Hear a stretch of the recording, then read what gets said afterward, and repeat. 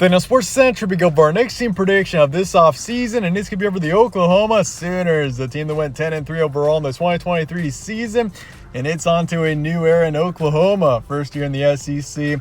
How's this team going to be in 2024, and what can we expect out of the Sooners in the upcoming season? That's what we'll be talking about here today. We'll be looking at the players this team will be losing and returning and predict their schedule top to bottom in this video. So with that, let's get started with a quick recap of 2023. Once again, the record being 10-3. Overall, I would say an impressive season for the Sooners, especially at first. This team started the season 7-0, blew out Arkansas State, blew out Tulsa. I mean, they beat Arkansas State 73-0 in week one. Did not hold back one bit in that game. They did have a couple of closer ones against SMU and Cincinnati, but still won them. Beat Iowa State by 30. Beat Texas. This was the highlight of the season here against the Longhorns, beating them 34-30. One of two teams beat Texas last season. The Longhorns were in the college football playoff, and Oklahoma turned out to be the one fault for Texas the entire season heading into the postseason. So really impressive win there. They beat UCF by 2. So you can see the ups and downs of this season for Oklahoma. They beat Texas. They had some really impressive games in September, but they also had a couple of disappointing, maybe closer matchups that shouldn't have been as close as they were. In particular, Cincinnati, UCF, both closer than they should have been, and then obviously lost to Kansas there to finish out October by 5, which Kansas has been much better than they usually are. So I wouldn't say that was a terrible loss there. KU is not the same team that they used to be, that's for sure, but either way, when you're ranked 6th in the country going into the Kansas matchup, I mean, that's just a game you got to win there. But then lost to Oklahoma State as well by 3. This was really where things took a turn, and really after that, this team's ceiling was really limited for the rest of the season. But they had impressive wins down the stretch, beating West Virginia 59-20. Also beat TCU 69-45, allowed 45 points there, but offense got it done. So, I mean, this was an inconsistent team last season for sure at points, but I would still say an impressive season. They played Arizona in the Alamo Bowl. Arizona was tough, though. I mean, in the second half of last season, I said it multiple times. It's very true. Arizona, late in last season, probably the last quarter of the season or so, the last month, they could have beaten anybody in the country, I feel like. Arizona was just that good, and that offense and Fafita, I mean, they were red hot there. So to lose to Arizona, I mean, it was a good fight for sure, but the Wildcats were just on another level heading into the Alamo Bowl there. So a 10-win season, not bad for Oklahoma, but looking forward to 2024 now with your roster preview. Things are going to look different for sure. Dillon Gabriel is off to Oregon, which is definitely disappointing. He was impressive last season. I feel like he's definitely a big Heisman contender looking forward to 2024. I mean, he put up 3,600 yards last season, 30 touchdowns, over 6 picks, a 69% completion rate, rounded up to 70. So a really impressive season for Dillon Gabriel. So it's going to be tough to see him go. But Jackson Arnold, he's a former 5-star out of high school. He's definitely a guy to keep an eye on, I think, looking forward to 2024.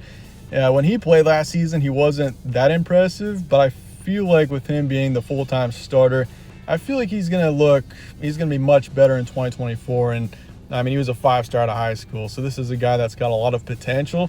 He is a younger quarterback, but I do think there's a lot of potential with him and a lot of upside for this offense. Gavin Sawchuk coming back, who was the top in the backfield last year. He's definitely a name worth keeping an eye on. But you do lose Walker and Major, your second and third in the backfield from last season. And you also lose your top receiver in Drake Stoops, who last season was significant to this team, nearly 1,000 yards and 10 touchdowns. So there's definitely going to be changes for this team, but the receiving core does have, I would say, some good experience despite losing Drake Stoops. You got Nick Anderson coming back, Farouk's coming back, Anthony as well. So second and third and fourth wideouts all coming back for this team, which is a good sign.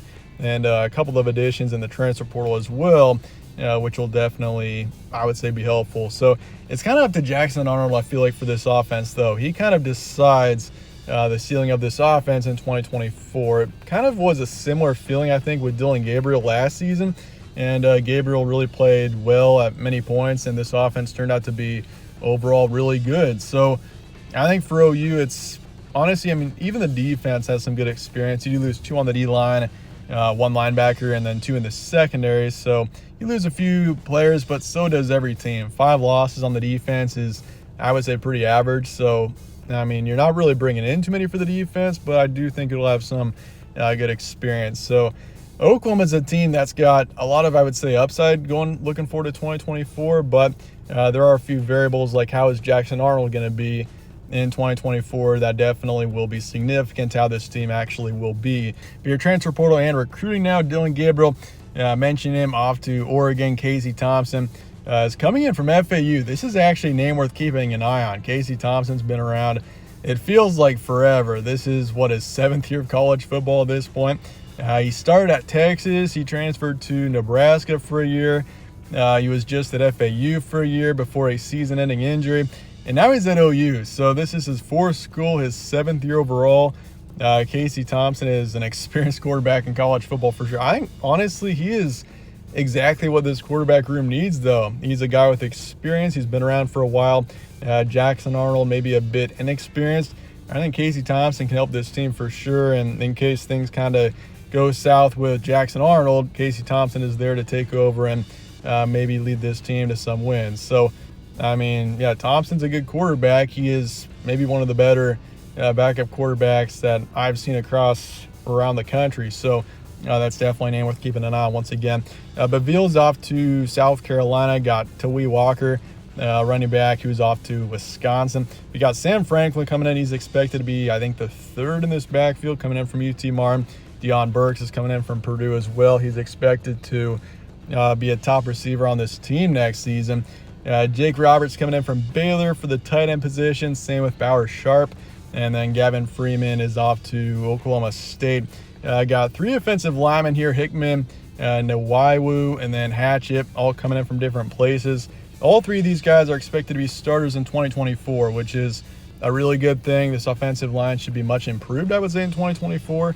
At least we can hope so, because that's going to be significant to how this offense will be this upcoming season. Williams, defensive lineman, coming in from TCU. You lose a couple of players in the secondary from last season. And then you got Des Malone coming in from San Diego State. Recruiting-wise, not too bad. 8th in the country, 5th in the SEC. Got a 5-star coming in 19 4-stars. So that's really a positive thing for Oklahoma, especially competing against Texas now. Texas and OU being the 2, obviously, additions to the SEC this season. The SEC is just a different animal when it comes to recruiting. That's why the SEC is such a strong conference. And so for Texas, who has really done well on the recruiting, it's really just important for Oklahoma to do the same. And they have done that. They've got a strong class coming in. And I would say the future is bright for Oklahoma. But the truth is, too, is how is this team going to adapt to the SEC? It's such a brutal conference. I mean, week in, week out, it's just a gauntlet. It's much tougher than the Big 12. So I got this team at a 7 on the future forecast. I'm cautiously optimistic for Oklahoma. I think this team will be okay. They'll still be a contender in the conference, but going up against Georgia and Alabama now, and even Texas, who has really emerged last season and into the future, it's going to be a really tough conference to win. It's much tougher, obviously, than the Big 12.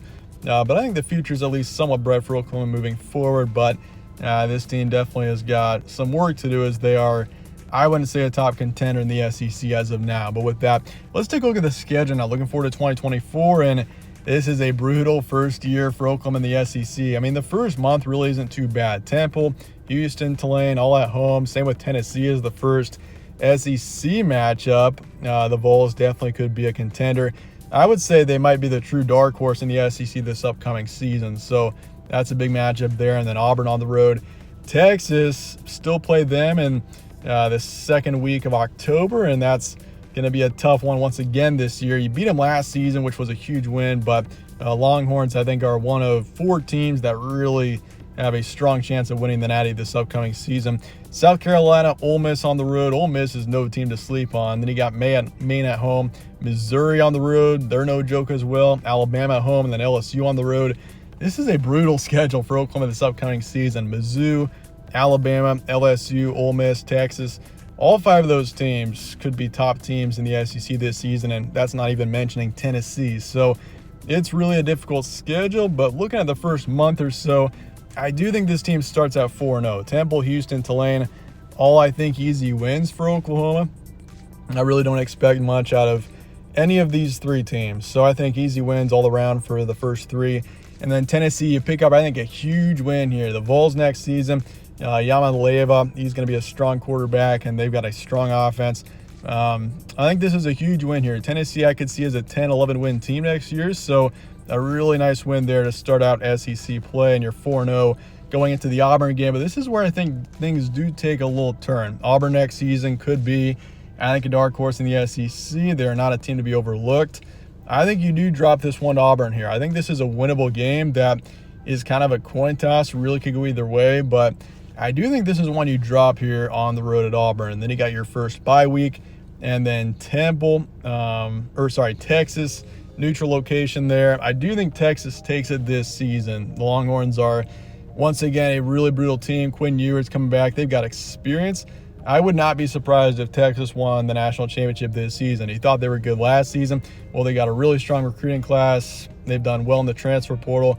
I mean, Texas is only looking better, looking forward to 2024. So I do think he dropped that one to Texas, and then he got South Carolina at home. Do think he beat them. But then he got Ole Miss on the road after that, and the Rebels really are no joke either.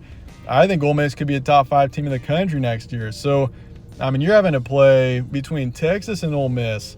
I think those two teams are probably the toughest on your schedule. And that's not, once again, mentioning Alabama, who's here in November. And I think you beat Maine no problem. And Mizzou, talking about them first, I mean, even Missouri should be a pretty tough team. I think 9 to 10 wins is very much within reach for them. But you pick up a really nice win there against Mizzou on the road. I mean, Missouri, you look at them, they're going to have the experience to really make a run for the college football playoff as well there. So to go into Mizzou and win that game would be huge, and I do think Oklahoma does that. But then you got Alabama and LSU to finish out the season. 2 more really brutal matchups, and Alabama next season I don't think will be quite the same. I mean, it's obviously a new era there as well with Nick Saban retiring, so I think Alabama's kind of a 9 or 10 win team in 2024. But I do think they go into Norman there and do beat Oklahoma. But that's definitely, I would say, a winnable game there for OU, and that's definitely a game that could build some strong momentum for this team, so it's an important matchup. But I just think Alabama, LSU, both are going to be tough teams, and LSU is simply put a brutal place to play. So I got this team at 7-5 next year, but that's the thing that's tough for me is like predicting 7-5 for an Oklahoma team that's going to be as talented as they are this upcoming season is really difficult, but it's just as tough of a schedule as this is. And first year in the SEC and everything, I do think record-wise this will be a bit of a down season for Oklahoma. But, I mean, looking forward to the future, I think once this team gets a little more used to the SEC, I think they'll be okay. I think the future's bright for this team, but 2024, as brutal as it is, I mean, I think you pick up a couple of really nice wins. Tennessee and Missouri are probably the best ones, but once again, it's just going to be kind of a year of transition, I think, for Oklahoma. So I got 7-5 for the record, but I mean, there's a really wide range for this team as well. I think 10 wins is kind of the ceiling. I do think this team at least takes 2 losses at some point, whether that's, I would say your most likely losses are probably, I would say, Texas and Ole Miss. LSU's probably a close third there, having to go on the road. But yeah, 10-2 for the ceiling, 5-7 for the floor. 5-7 is pretty unlikely though. That's just in case things go terribly wrong. But 7-5 for the prediction, I think, is pretty reasonable for Oklahoma. Once again, a year of transition, but the future is still bright. Maybe despite 2024 being a bit of a down season. But with that, let me know your thoughts and comments below on Oklahoma. What do you think of this team and first year in the SEC? And I appreciate you guys watching as always. My name's Evan. This is All Sports Central. Stay tuned for more. We'll catch you on the next one.